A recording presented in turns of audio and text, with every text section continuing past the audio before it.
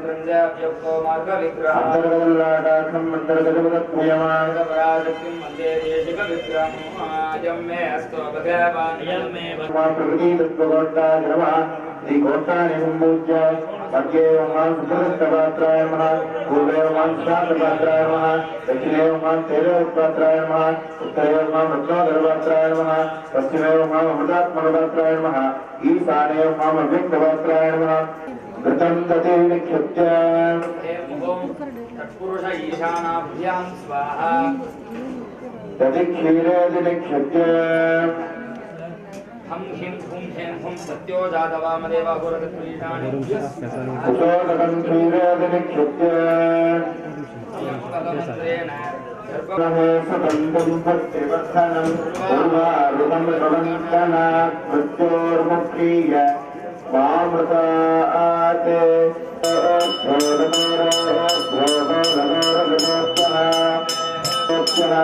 उपमात्रादयामि पंचभक्तिनिवायणमुत्तमेवात्मभक्ताभिदेवहि देहांते परमुत्थानेश्वरे श्रीदुर्गः दाप्तोत्पदगौतित्यन् महामाया प्रसादतः चोदे चोदिः देव्य सर्वदा मुक्तान्तिके दुरितापहे रूपन्ते देहे चोदे चोदिः वस्तुपूर्वन्तान्तिके यादिराशिरे रूपन्ते देहे चोदे चोदिः देवता श्रीरकम्बाभिक्षते दत्तद्वे पादाङ्गवे वियोगः ओं नमश्चण्डिकादि ओं मार्कण्डेयोगाच शुद्धज्ञानदेहाय द्वे देविदक्षते श्रेष्ठात्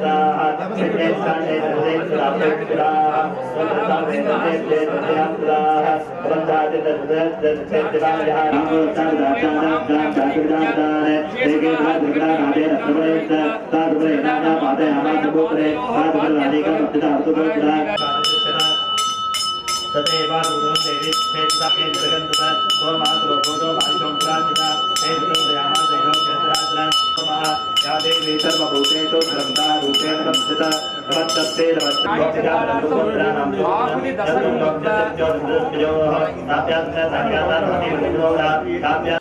ॐ ऐं ग्लौं वाराह्यै नमः ॐ ऐं ग्लौं वामन्यै नमः ॐ ऐं ग्लौं वामायै नमः ॐ ऐं ग्लौं बगलायै नमः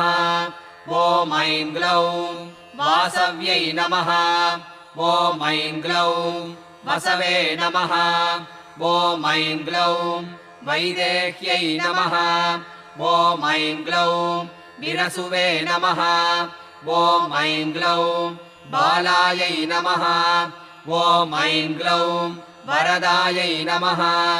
ॐ ऐं ग्लौं विष्णुवल्लभायै नमः ॐ ऐं ग्लौं वन्दितायै नमः ॐ ऐं ग्लौं वसुधायै नमः ॐ ऐं ग्लौं वश्यायै नमः ॐ ऐं ग्लौं व्यात्तास्यायै नमः ॐ ऐं ग्लौं वञ्चिन्यै नमः ॐ ऐं ग्लौं बलायै नमः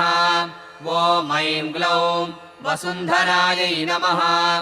ॐ ऐं ग्लौं वीथिहोत्रायै नमः ॐ ऐं ग्लौं वीथिराजायै नमः ॐ ऐं ग्लौं विहायस्यै नमः ॐ ऐं ग्लौं गर्वायै नमः ॐ ऐं ग्लौं खनिप्रियायै नमः ॐ ऐं ग्लौं काम्यायै नमः ॐ ऐं ग्लौं कमलायै नमः ॐ ऐं ग्लौं काञ्चन्यै नमः ॐ ऐं ग्लौं रमायै नमः ॐ ऐं ग्लौं धूम्रायै नमः ॐ ऐं ग्लौं कपालिन्यै नमः ॐ ऐं ग्लौं वामायै नमः ॐ ऐं ग्लौं कुरुकुल्लायै नमः ॐ ऐं ग्लौं कलावत्यै नमः ॐ ऐं ग्लौं याम्यायै नमः ॐ ऐं ग्लौं आग्नेयै नमः ॐ ऐं ग्लौं धरायै नमः ॐ ऐं ग्लौं धन्यायै नमः ॐ ऐं ग्लौं दायिन्यै नमः ॐ ऐं ग्लौं ध्यानिन्यै नमः ॐ ऐं ग्लौं ध्रुवायै नमः ॐ ऐं ग्लौं धृत्यै नमः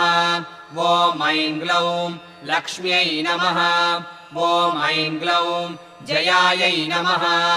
ॐ ऐं ग्लौं तुष्ट्यै नमः ॐ ऐं ग्लौं शक्त्यै नमः ॐ ऐं ग्लौं मेधायै नमः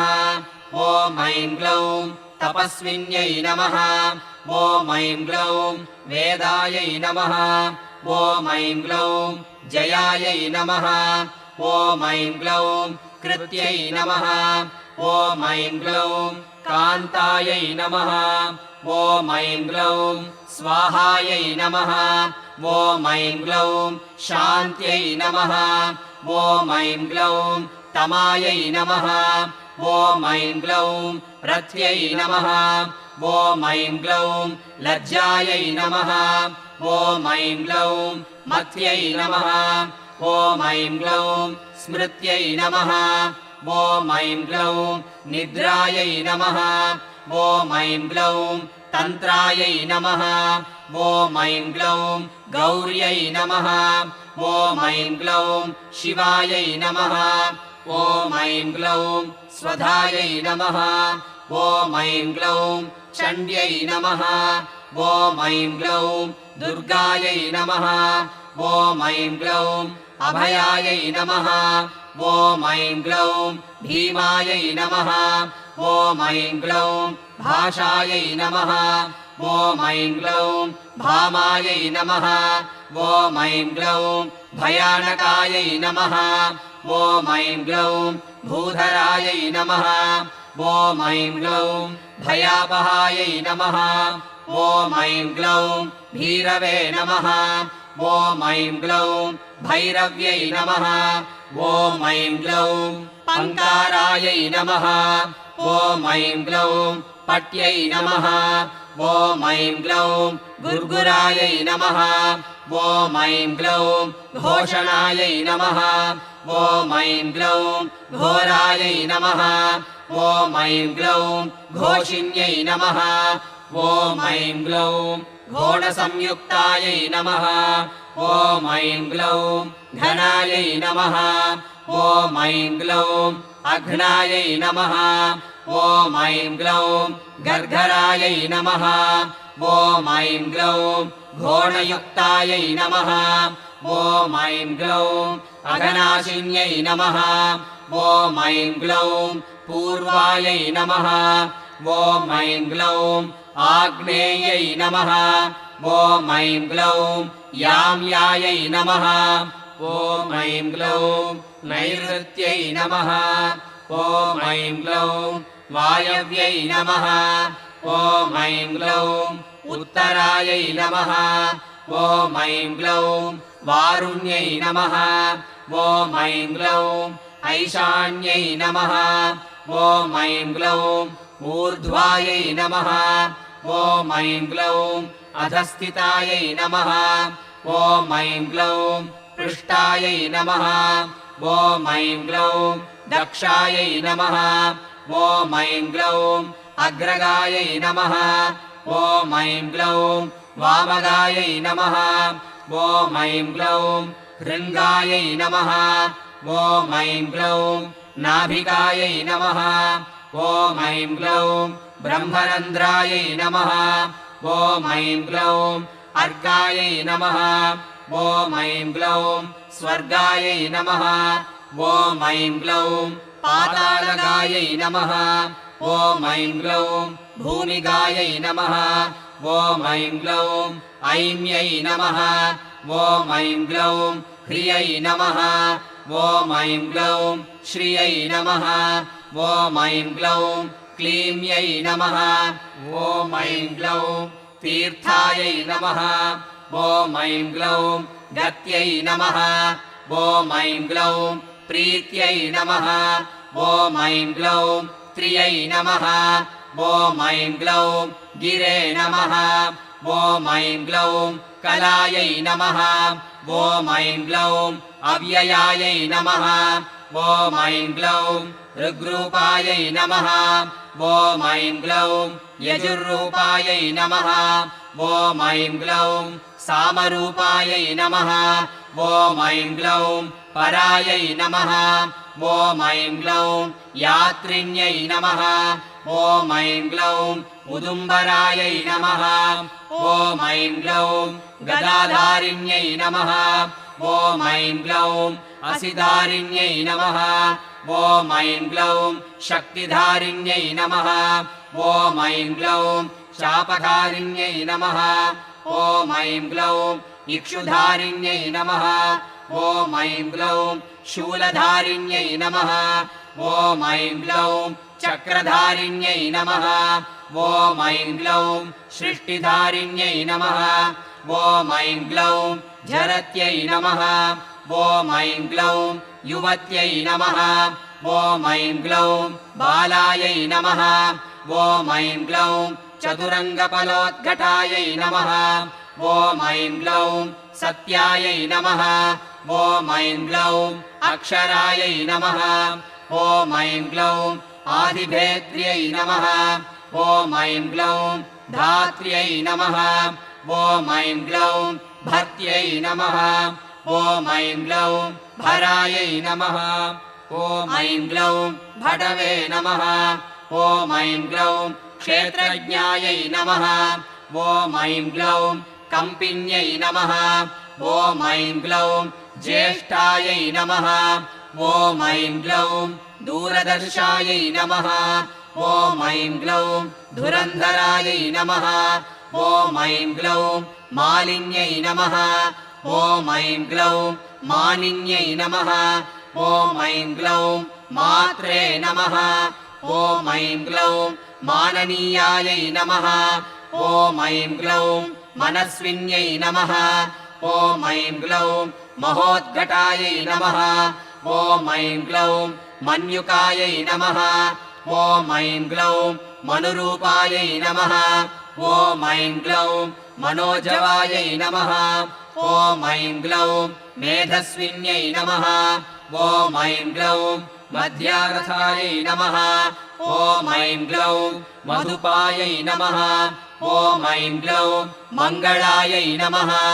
ॐ ऐं ग्लौं अमरायै नमः ॐ ऐं ग्लौं मायायै नमः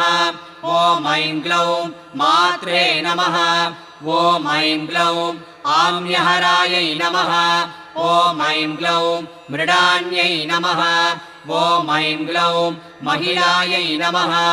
ॐ ऐं ग्लौं मृत्यै नमः ॐ ऐं ग्लौं महादेव्यै नमः ॐ ऐं ग्लौं मोहकर्यै नमः ॐ ऐं ग्लौं मञ्जवे नमः ॐ ऐं ग्लौं मृत्युञ्जयायै नमः ॐ ऐं ग्लौं अमलायै नमः ॐ ऐं ग्लौं मांसलायै नमः ॐ ऐं ग्लौं मानवायै नमः ॐ ऐं ग्लौं मूलायै नमः ॐ ऐं ग्लौं महालसायै नमः ॐ ऐं ग्लौं मृगाङ्गकार्यै नमः ॐ ऐं ग्लौं मर्कालसायै नमः ॐ ऐं ग्लौं मीनकायै नमः ॐ ऐं ग्लौं श्याममहिष्यै नमः ॐ ऐं ग्लौं मदन्दिकायै नमः ॐ ऐं ग्लौं मूर्च्छापहायै नमः ॐ ऐं ग्लौं मोहापहायै नमः ॐ ऐं ग्लौं मृषापहायै नमः ॐ ऐं ग्लौं मोहापहायै नमः ॐ ऐं ग्लौं मदापहायै नमः ॐ ऐं ग्लौं मृत्यपहायै नमः ॐ ऐं ग्लौं मलापहायै नमः ॐ ऐं ग्लौं सिंहाननायै नमः ॐ ऐं ग्लौं व्याघ्राननायै नमः ॐ ऐं ग्लौं कुक्षाननायै नमः ॐ ऐं ग्लौं महिषाननायै नमः ॐ ऐं ग्लौं मृगाननायै नमः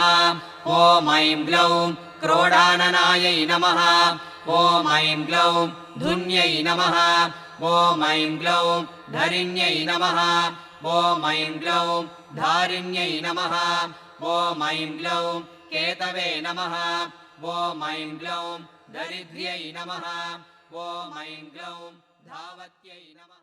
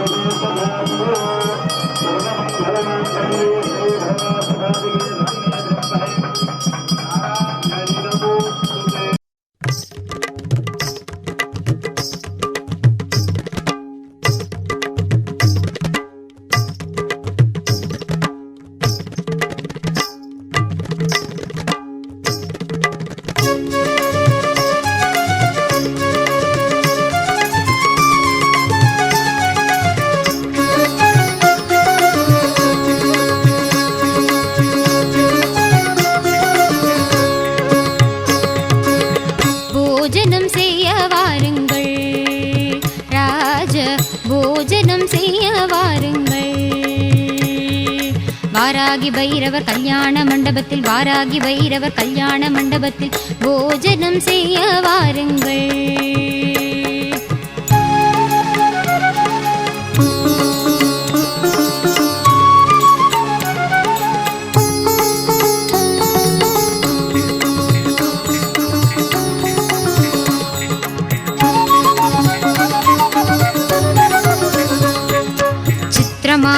நவச்சித்திரமான கல்யாண மண்டபத்தில் விதவிதமாகவே வாழைகள் கட்டி வெட்டி வேர் கொழுந்து தோரணங்களும் வாதிய கூடமும் பவழ ஸ்தம்பமும் பச்சை மரகதம் பதித்த சுவர்களும் முத்து முத்தாகவே நுனி வாழைகளும் பசும்பொன்னால் செய்த பஞ்ச பாத்திரங்களும் பன்னீர் ஜலத்துடன் முத்திரிணியுமே முத்து முத்தாகவே முன்னே தெளிக்க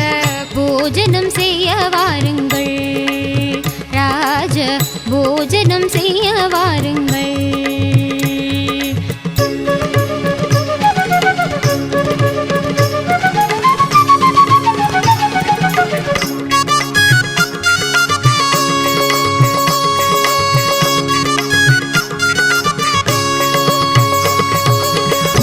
சகல தேவர்களும் கூட அன்னை பார்வதி ஆதி பராசக்தி அருந்ததி இந்திராணி அகல்யா கௌசல்யா திரௌபதி சீதா காரமண்டோதரி இந்திர தேவி ரம்பை திலோத்தமை கந்தர்வ பத்தினி கிங்கிரன் தேவி அஷ்டதிக்பாலர்கள் பாரியாளுடனே சப்த மகாமுனி ரிஷி பத்னிகளும் பந்தடித்தார் போல பட்டுகள் கட்டி எஜ்ஜமெட்டிகள் கல்லு கல்லு என பசும்பொன் கட்டிலே பாயசங்கள் எடுத்து பரிந்து பரிந்து பரிமாறிட வந்தார். போஜனம் செய்ய வாருங்கள்.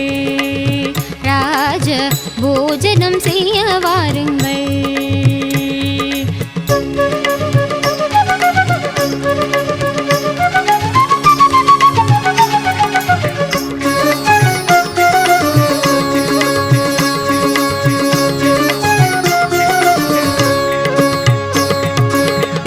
பச்சடி தேங்காய்ப்பு கோசுமலி வெள்ளரிக்காய் கிச்சடி பரங்கிக்காய் பச்சடி விதவிதமாகவே வத்தல் அப்பளம் பாங்குள்ள கூட்டு டாங்கர் பச்சடி பாவக்காய் கசக்கல் கத்தரிக்காய் துவட்டல் வாழைக்காய் வறுவல் வாழைப்பு துருவல் முன்பொருக்கு சுகமான சம்பா அரிசி என மொத்த பருப்பும் புத்துருக்கு நெய்யும். போஜனம் செய்ய வாருங்கள். ராஜ போஜனம் செய்ய வாருங்கள்.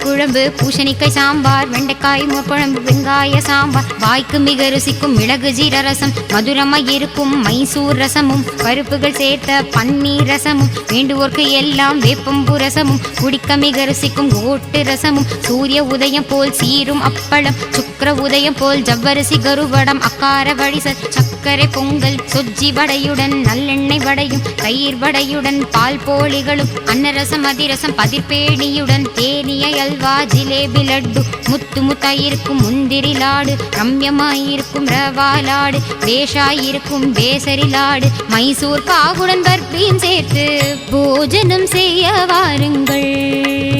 ராஜ போஜனம் செய்ய வாருங்கள்.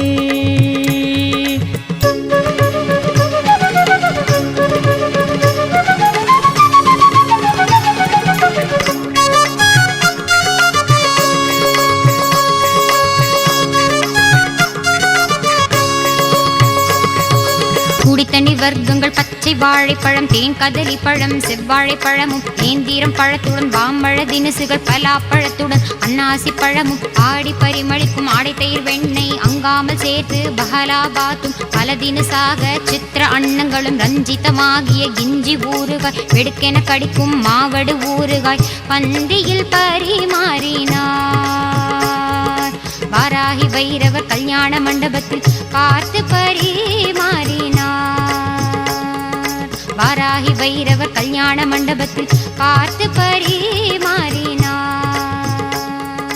வாராகி பைரவர் கல்யாண மண்டபத்தில் பார்த்து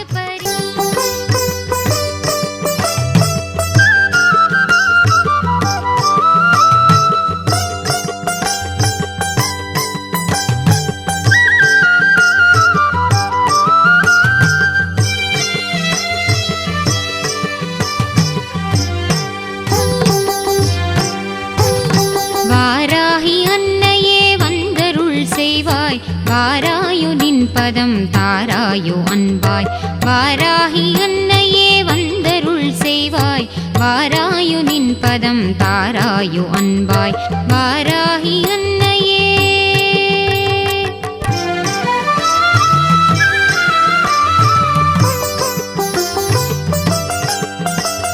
யாராகினும் உந்தன் திருநாமம் மகிமையை பாராயணம் செய்ய பரிவோடு மனமிறங்கி யாராகினும் உந்தன் திருநாமம் மகிமையை பாராயணம் செய்ய பரிவோடு மனமிறங்கி பாராயணம் செய்ய பரிவோடு மனமிறங்கி வாராகி அன்னையே வந்தருள் செய்வாய் வாராகி அன்னையே.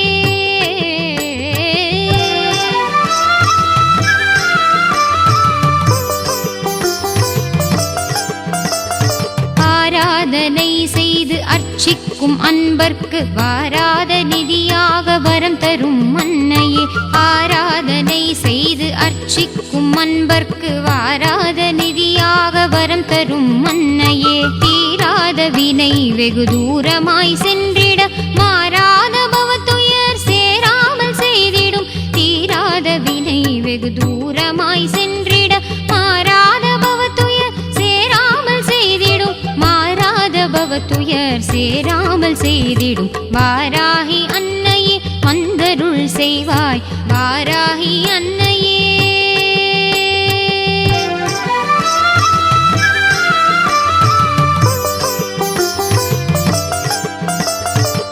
பதம் பணிந்திடும் பக்தரை காத்திடும் இன்னன்னையே உந்தன் மலரடி சரணம் உன் பதம் பணிந்திடும் பக்தரை காத்திடும் இன்னன்னையே உந்தன் மலரடி சரணம் அன்புடன் வேண்டினேன் எம் குறை தீர்ப்பாய் இன்பமும் அளிப்பாய் சிவகுமரி தனக்கே